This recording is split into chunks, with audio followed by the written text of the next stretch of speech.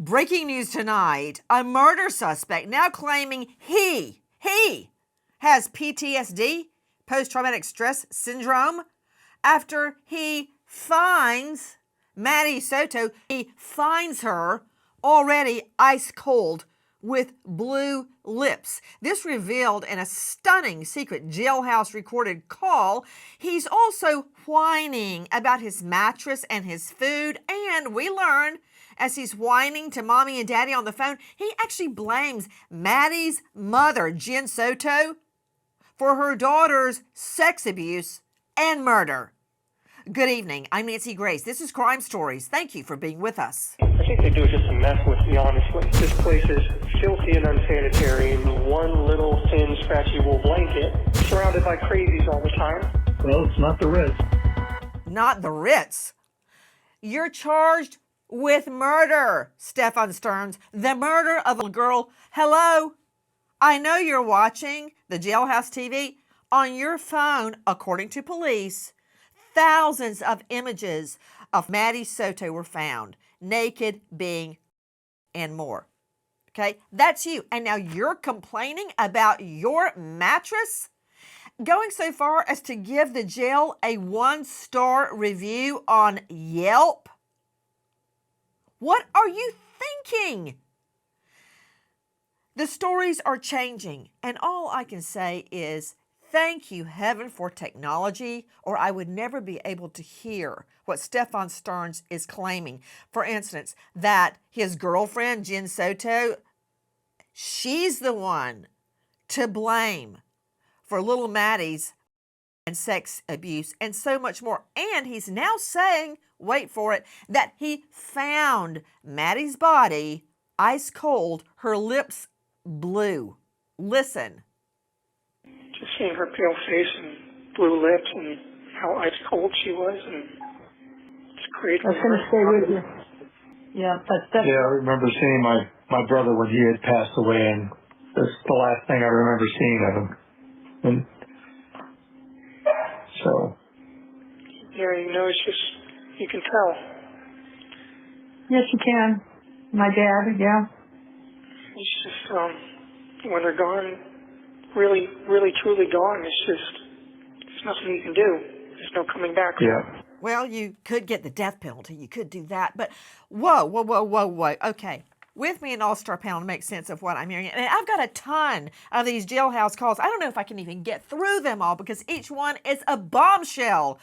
This is going to be hard, but Joe Scott Morgan, professor of forensics, I'll give him the whole intro in a moment, but just one word. What was this girl's COD, cause of death? One word. Yeah, it was strangulation, Nancy, up close and personal with his hands wrapped around her neck. Shannon Butler joining me, investigative reporter, WFTV Channel 9 in this jurisdiction in Florida. Shannon, there's so much in these jailhouse calls, and I cannot wait for them to be played in front of a jury, from giving the jailhouse a 1-star review on Yelp for their food and mattress, whining about the lights. It goes on and on, blaming Jen Soto, Maddie's mother, for her sex abuse and murder. But now, and I find more probative, Shannon, he's giving more stories about how Maddie was killed. And the reason I went to Joe Scott Morgan, for Pete's sake, he's a death investigator, 1,000 cases under his belt, is because you hear him on the jailhouse call stating that when you find them that way, that's really going to stay with you. When you find them that way. And they compare, the mom and dad compare Maddie's murder to an elderly uncle or brother passing away, from old age? Maddie was strangled dead, likely after being. What is this guy thinking? Well, and according to him, he knew that, right? Because he also says on these calls that he had seen her autopsy. But what he could not explain, even to his parents when they tried to ask some questions, was what happened between 11 p.m. when she supposedly went upstairs with him in that bedroom, and what happened at dawn, where he now says he found her. So the parents kind of asked, well, what happened? He's like, I don't know. I just came back in the room. I can't sleep at night. So she started with me in the room. Then I got up and walked around the house because, I can never sleep. And when I came back, that's how I found her. Could not explain all of those hours before he now says he found her body, which is a story, by the way, that we had never heard. We've heard a few stories from him, but this was the first time we heard that. To Shannon Butler joining us, investigative reporter WFTV, I am beside myself. Not only that I the know little you girl are. died in her own home with her mom snoring away in the next room or a few rooms over, but could you just give everyone a refresher, a nutshell, a cliff note on what was found on Sterns' own cell phone after he tried to wipe it of all its information? Oh, horrifying images of abusing Madeline Soto since she was um, 8, 9, 10 years old. That's the videos that they found on his phone. He tried to get rid of them. He didn't. That was, obviously immediate red flag for law enforcement. And now to say, I didn't have anything to do with any of this. She slept with me. None of this, happened. I left and I guess he must have forgotten that they had lots and lots of video of what happens in the evening. It's amazing to me, and I'm going to play in just a moment, how his mom totally enabling him, saying, this was forced on you. You were set up. And actually telling him, yeah, you have PTSD because you found her body. Okay, to Philip Dubé joining me. Philip, we're not in court, okay? You don't have to impress a high-paying client, so don't throw any Latin phrases at me. Let's not make anything up, just spin it out of whole cloth. What kind of a sick freak, not only repeatedly a child over and over, but films it? One who engages in what I call virtual porn. That would be the defense, because they have to prove, according to a case from the U.S. Supreme Court dating back to 2002 called Ashcroft, that it is a live person. You're looking at me like I'm nuts, but that is a valid First Amendment defense. How are they going to lay a foundation that wait. live person? Jackie, I need a nitroglycerin pill, and I need it right now. Okay. First Amendment, right to free speech. Correct. Political, cultural. That may work in California, yes. but I guarantee you it's not going to work in Florida. Did you just say virtual porn could be a defense? Correct. To murder? Well, to the sex crimes. Why did I open Pandora's box and ask him a question? Never mind. Erase. Let's go back to the jailhouse calls. Guys, while Dubé stews in his own juices, coming up with a zany defense of virtual porn, let's listen to more of Stephan Sterns' jailhouse calls. Now, in this one, he is blaming Jen Soto, Maddie's mom, and yes, there's a lot to be said about her, but how can you blame her for Maddie's and murder? But just listen. Stephan, I can't help but get the feeling that none of this that was on the phone was a surprise to you. She was aware that she had certain feelings towards me. Yeah. Well, then why would she send her in there to sleep with you? She used to joke about it, call it an electrocomplex.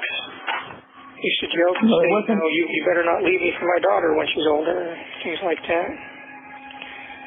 Laugh about it, and they used to both ogle over me and comment on me and talk about me together and giggle and talk about how nice I looked, and it was not an appropriate situation. Like murder is? Okay, wait, I can hardly piece this apart. Shannon Butler, help me. I got to bring in a shrink also to explain what is an electrocomplex, but I'm not a shrink, neither of you. You give me the facts. Did you hear what he just says? The mom says basically Jen Soto set you up, that she was, quote, aware of Maddie's feelings about me. And the mom, this Deborah Sterns, well, then why would she send her in there to sleep with you? Like, what? Like it's Jen's fault? And I'm certainly not defending the mother He says she used to joke about it, call it Electra, and warn me I could never leave her for her daughter. What? What is he talking about, Shannon? Well, remember, there's all these conversations about how Jen always thought this was kind of a Woody Allen situation and that could happen. So it was very clear that Jen Soto had some indication that something was just not right in this relationship. But for whatever reason, that did not change her letting Madeline Soto sleep with him, sleep with both of them.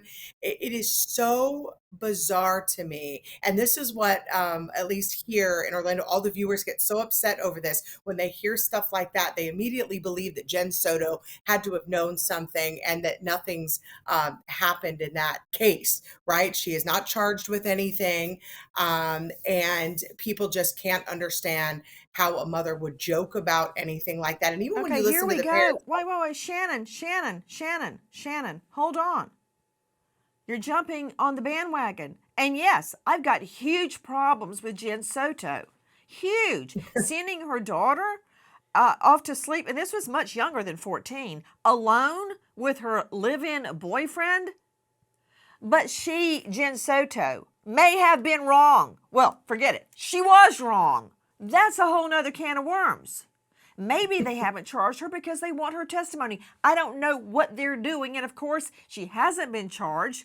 She's innocent until proven guilty. I'm talking about the murder. Tom Smith is joining me, former NYPD detective. I'm beside myself. Guys, if you want to find Tom Smith, he is co-host of the Gold Shield Show at goldshieldShow.com. Why? I've got a dead girl body dumped. Video has emerged of what we believe is Stephan Sterns dumping her limp body.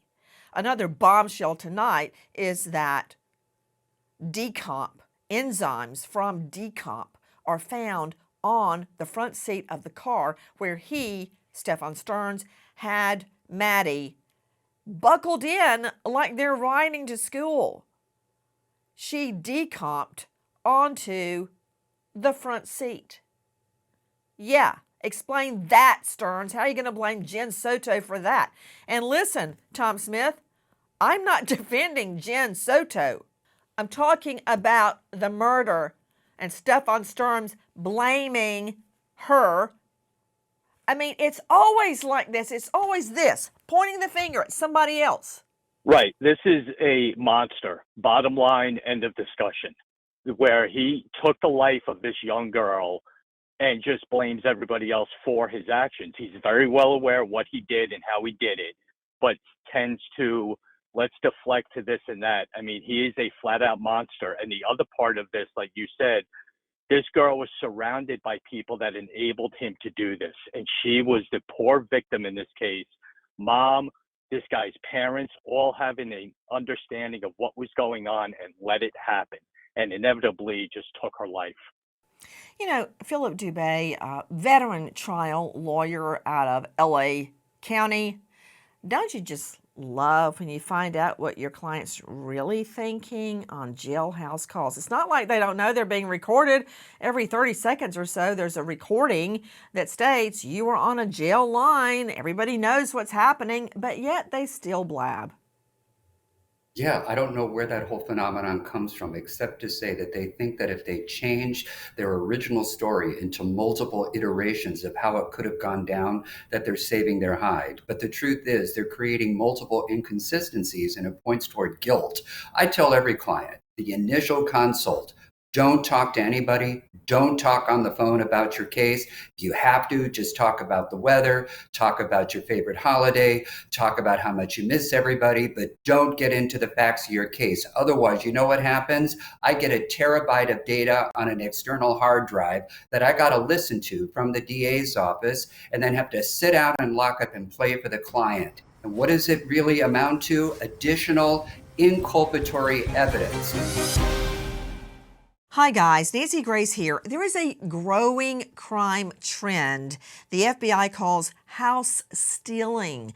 Criminals forge your signature, they use a fake notary stamp, and bam, your home title is gone. Then the criminal takes out loans on your home or even sell your home without you knowing it. When is the last time you checked your home's title? Well, probably never. And that is why so many of us trust Home Title Lock's $1 million triple lock protection. You get 24/7 monitoring, urgent alerts, and if fraud does happen, they spend up to $1 million to restore your title at no extra cost. And Home Title Lock and I have teamed up to give you a free title history report. Check if you're already a victim and access a personal title expert, a $250 value for you. Visit HometitleLock.com and use code Nancy250 or just click on the link in this description. Check out the $1 million triple lock protection when you get there.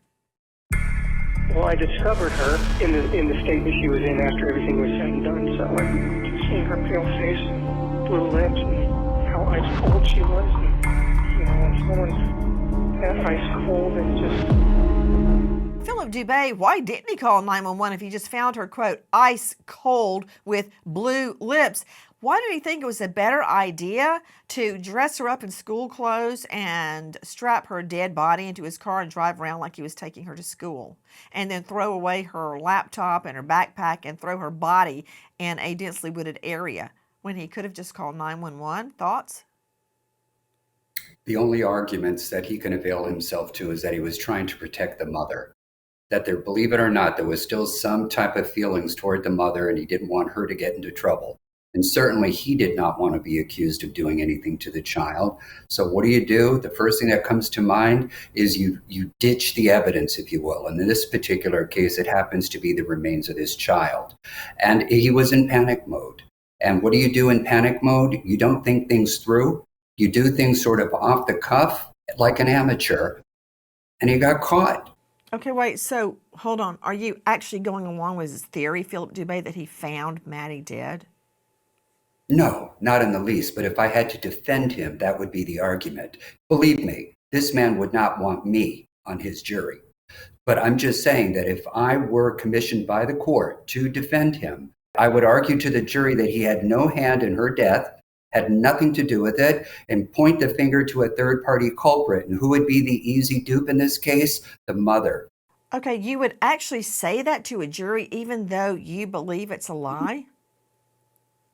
There is no room for political correctness in a criminal trial. If you're going to worry about what the public, what the court... I'm not asking what the public thinks. I'm asking you, could you argue that to a straight face with to a jury when you believe in your heart he did it? Of course. Look, my beliefs, my personal judgment do not shade or color how I defend a client. All I need to know is that my theories are supported by sufficient evidence. If they are supported, I think it would be legal malpractice not to present it on the client's behalf and leave it in the hands of a jury to decide what, if anything, to do with it. But to just leave it, I could see an appellate attorney all over it on appeal, especially if he's condemned for murder. Guys, we're talking about Stephan Sterns' secret jailhouse calls just revealed. Now, here he seems to blame Maddie's murder on lack of boundaries and poor, quote, sleeping arrangements. Listen. I always had an issue with boundaries. She never respected any boundaries that I tried to set. We've gotten arguments on more than one occasion about the sleeping arrangements, so I, would beg her, please make her go sleep in her own room. And she said, well, no, it's easier this way for me to wake her up when she's near me. And hold on. Joe Scott Morgan, help me. Joe Scott Morgan joining me, professor of forensics, Jacksonville State University, author of Blood Beneath My Feet on Amazon, star of a hit podcast series, Body Bags with Joseph Scott Morgan. It goes on and on. Joe Scott, do you hear this? I don't know how many child murder cases you have dealt with, but Stephan Sterns, charged in Maddie Soto's murder, says, I beg the mom, make her sleep in her own room. And so I It's beyond bizarre when you begin to think about this, and over and over and over again. The thing about it is, from an evidentiary standpoint, this guy has literally documented his steps up to the gallows. When you begin to think about this over all of these years relative to these horrible images that have been recovered. And then we have to get to this point where he is finding her cold. Her lips are blue, these sorts of things. I'll tell you why her lips are blue. Because if, in fact, we are to believe, and I do, what the medical examiner said, that this is an asphyxial death vis a vis strangulation, that means that she would have become cyanotic as hands, perhaps his, were wrapped around her throat and squeezed the life out of her. So her lips are, in fact, going to turn blue. It's not just as a result of decompositional changes. You have this that's going on, and we still don't know everything relative to the autopsy report. One of the things that they're thinking about, and they have expressed concern, and I use that term in quotes, is the hyoid bone. There's something that they're seeing with the hyoid bone. And Nancy, as you well know, generally the only way that a hyoid bone becomes fractured is by applying direct pressure, generally through put Joe Scott manual up, please. strangulation. Joe Scott, whenever anyone says hyoid bone, I feel it's important that we show where the hyoid is, if you could.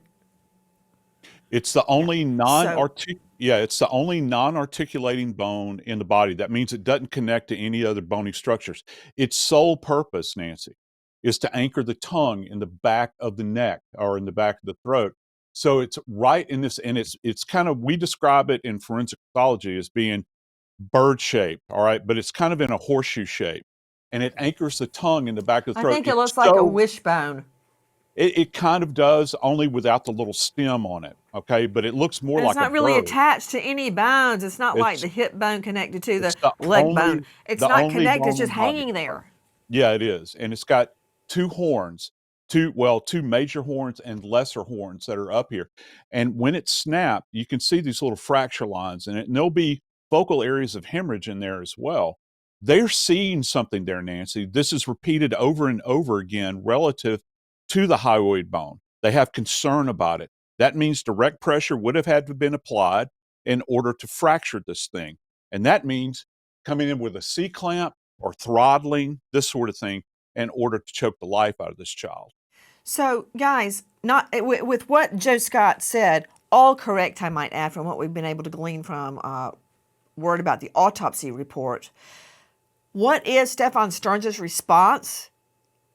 He says, no one respected my boundaries. And then he blames the whole thing because Jen Soto didn't give him any privacy.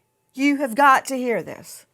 We didn't have any privacy, and, just didn't have any space to ourselves, and she would suggest, well, maybe you should go sleep in bed instead. And it's like, it's like a twin bed, and I'm, 6+ feet, and no, why would I want to do that instead of sleeping in our king-size bed, I should have broken up with her a long time ago and just distanced myself. Oh, hell yeah. Oh, hell yeah. Please join us on our mission to find missing people, especially children, to solve unsolved homicides. If you're on the go, catch us on your favorite podcast app where you can get all of our content where we, in our own way, seek justice. I think they do it just to mess with me, honestly. This place is filthy and unsanitary, and one little thin, scratchy wool blanket, surrounded by crazies all the time. Well, it's not the risk. We were all very happy to be reunited. It had been months since we'd all seen each other, and there's no reason that I would have given all of that up for literally no reason to hurt her and trade it all in for this. No, there isn't. But there's jealousy on the other side, too. I mean, if she told you, I hope you don't leave me for my daughter, that tells me that she was thinking about that for a while. Guys, We are getting a treasure trove of evidence just released. These are secretly recorded jailhouse calls. Now, I don't know how secret they are because typically in jailhouse calls, you hear on the line the caller and the receiver of the call can hear a recording stating that this is a call from a CI Correctional Institute. Everybody knows they're recorded. I guess they think the prosecutors just won't make the effort to listen to them. Well, guess what? They did. Joining me now, special guest Barry Hutchinson, 26 years in LA, now owner of Barry & Associates Investigative Services. Barry, thank you for being with us. Barry, here we hear, it goes on and on and on. We hear Stephan Sterns and mother, Deborah Sterns, stating Jen Soto had been thinking about this for a long time. They're basically trying to blame Jen Soto for her daughter's murder. Did you hear that? I think that this whole family is so screwed up. I guarantee you, Wait if a I was minute, Barry Hutchinson, I don't care. I don't care who has a history of what. We're at the innocence guilt phase. This is going to a trial. I don't care who wet their bed when they were 3 years old. Don't care. I care who killed this little girl, who her repeatedly and murdered her. Now we hear Stephan Sterns claiming that Jen Soto, the mother, had been, quote, thinking about this for a long time. We see where he's going with this. Oh, yeah, he's going to try to point the accusatory finger toward her, to a certain degree to take some of the heat off of him. But you know what? When you've got a dead body on video leaning to the left in a vehicle that's been seen, and then you have a cadaver dog get a hit on trace chemical for decomposition, I think there's a couple of nails in your coffin there, pal. Well, Dubé, you actually have a little bit of a leg to stand on in that there's a way for this guy to escape the death penalty. And I'll tell you what I think it is. The jury will be angry at Jen Soto, and they may partially blame her for ignoring the fact right under her nose, just rubbing her nose in it, that Stephan Sterns, her live-in boyfriend Mooch, does he even have a job, was sleeping with her daughter every night. The little girl said she wanted to go live in the woods. Wonder why. So the jury, right or wrong, may partially blame Jen Soto for the situation and reason, well, she's not getting convicted. I sure as HELL am not sending him to the death penalty. I agree with you 100% on that. They're not even assuming that they think mom had a hand in it by looking the other way with, blissful ignorance and blind fate, whatever you want to call it.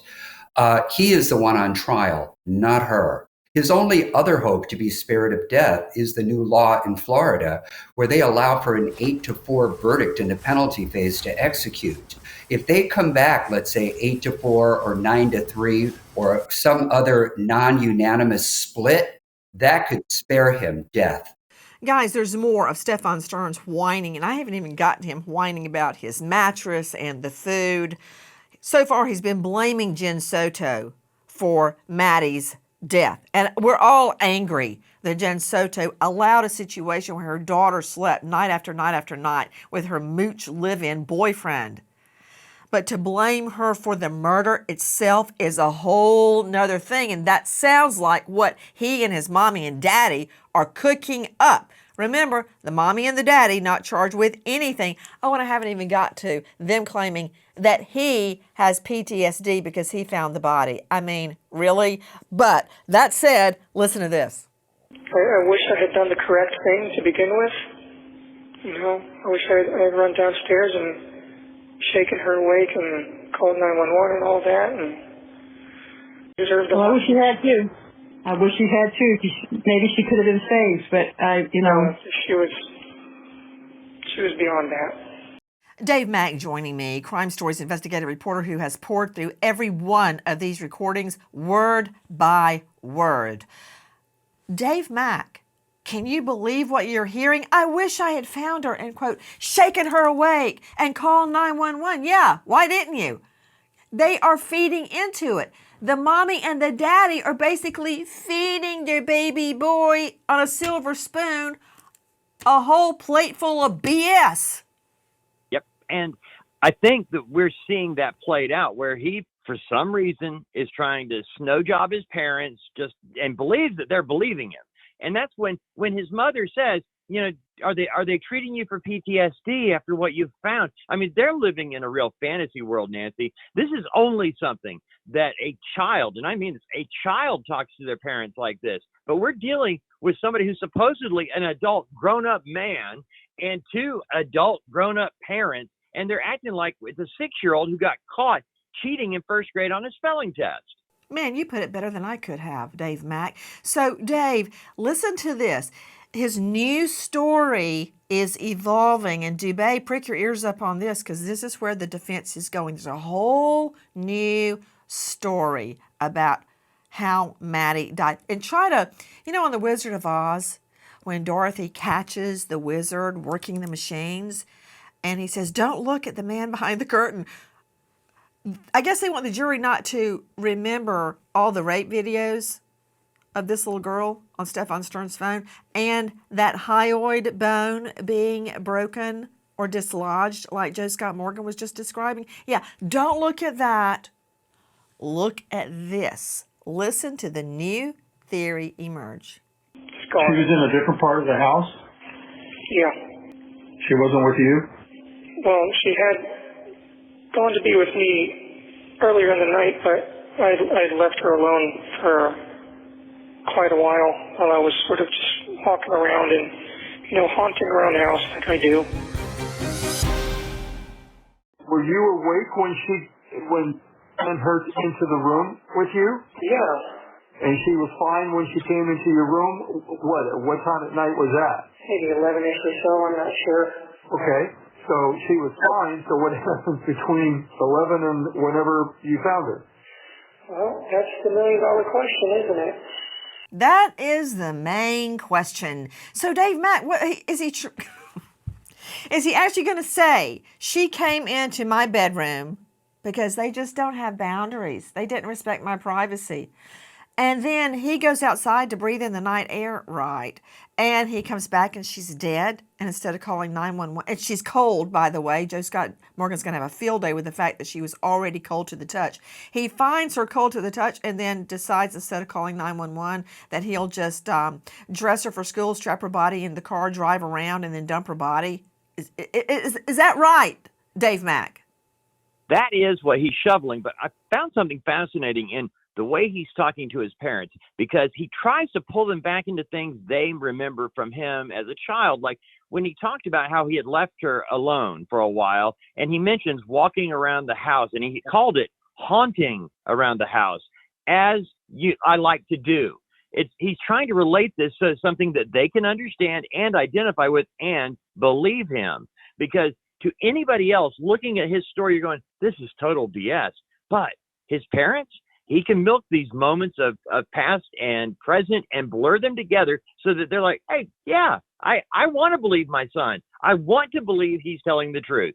And that's where he gives them those bits that make no sense to us, but that they can hold on to.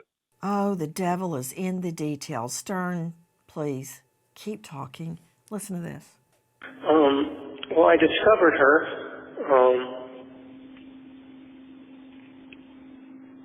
in the state that she was in after everything was said and done. So, I mean, obviously I can't get into detail, but no, I was not aware that she had passed on. As you know, I'm up and down throughout the night, and I was not in the room the whole time. So he wasn't aware she was passed on, yet he found her cold to the touch with her lips blue. Now, the dad realizes the story is not gelling. Listen. I mean, it's not like you just suddenly feel someone's ghost pass away from them. You know, it's a discovery.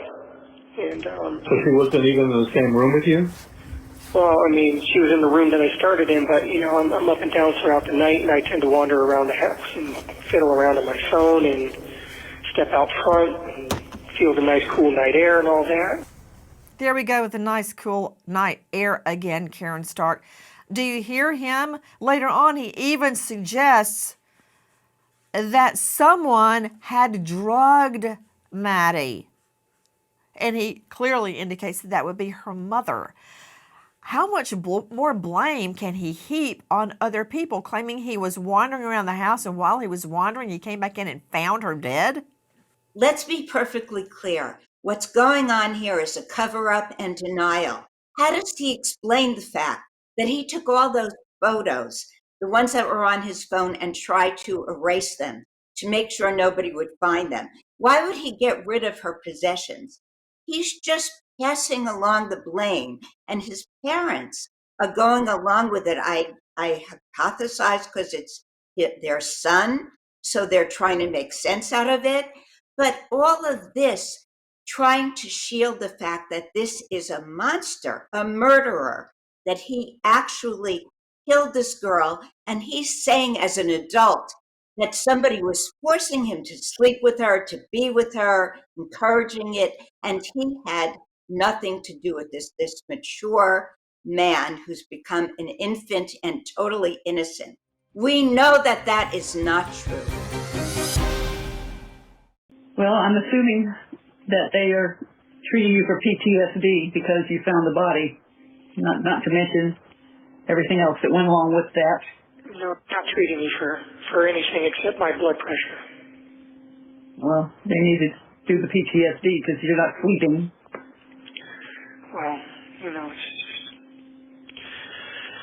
I keep telling myself that I have to maintain my faith. Without faith and trust in God, I have nothing.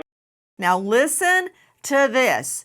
Does anybody know the meaning of narcissist? Here we hear Stephan Sterns asking his parents to dump money into an account for a trust fund for him after they die. Job prospects are going to be difficult to come by. I might need some sort of resources to help me get back on my feet immediately until I can work out the income situation. Yeah. Don't know what that would be, but because maybe we may be gone by the time you get out. I don't know if there's any way we might be able to set up some sort of trust fund or something. A trust fund. Dave, Matt, what did I just hear?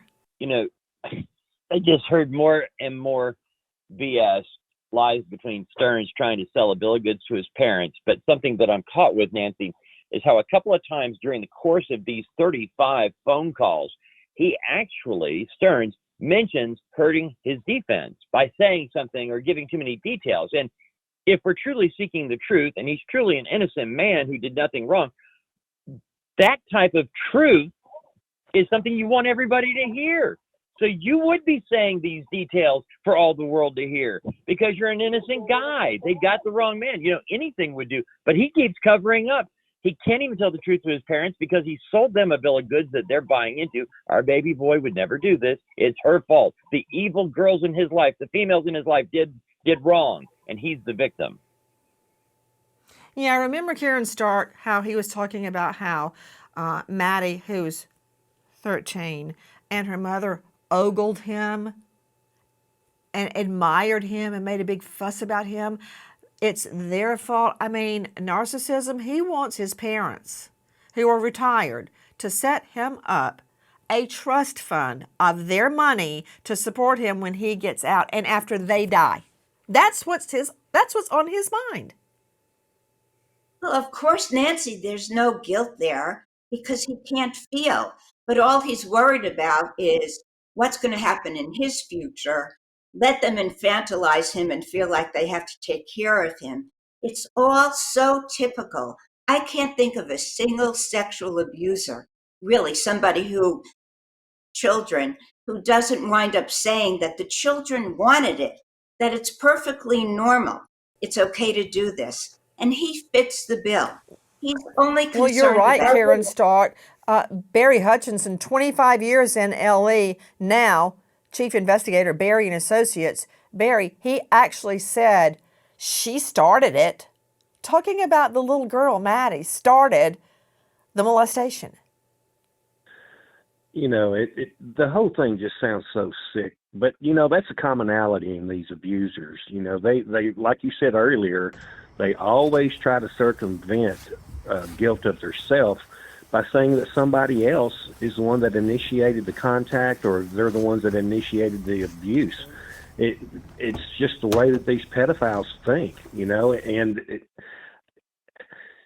it makes me sick, literally. I mean, child abuse cases like this, that was one thing in all my career in law enforcement that used to bother me the most. Whenever you had, cases like this where, there's an innocent victim that's a child, and you feel like you're sitting in a chair with your hands and your arms tied. You can't do anything about it as an investigator, looking at this POS sitting across from you at a table, knowing damn good and well that you feel like just choking him to death right there at that point, but you can't. And yet they have the audacity to sit there and try to put this whole BS story on you to make you feel sorry for them. And we have to kind of play along with it and be a good actor to try to extricate information from them that's going to put them away for the rest of their life where they can't do it to another child. Joe Scott Morgan, have you seen it all now? Stephan Sterns wants a trust fund set up by mommy and daddy. Yeah, one of the most glaring things is that when his dad actually said, well, we might be gone. Did you hear that? And then he just continues on with this through line of all about him. He didn't pause for a moment and say, well, my God, that's horrible. Please don't say that, Dad, that you're going to be gone or that Mama's going to be gone. That's not what it's about. It's about him, moving forward. And he's going to need money when he gets out to get back on his feet. And, that shows you the level of callousness. And he's doing this to his parents.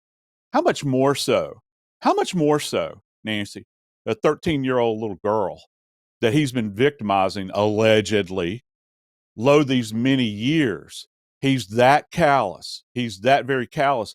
He's not genetically connected to her, Nancy. He just views her as something that is disposable. And as we found out, she was kind of tossed away like rubbish, wasn't she? Maddie Soto was not disposable. We remember American hero, Deputy Sheriff Contreras Taylor, Bibb County Sheriff's, killed in the line of duty, survived by grieving fiancée Jamisa, children Kellen, London, Carter. American hero, Deputy Sheriff Contreras Taylor. Thank you to all of our guests for being with us, but especially to you. Nancy Grace signing off. I'll see you tomorrow night, 6 to 9 o'clock sharp Eastern. And until then, good night, friend.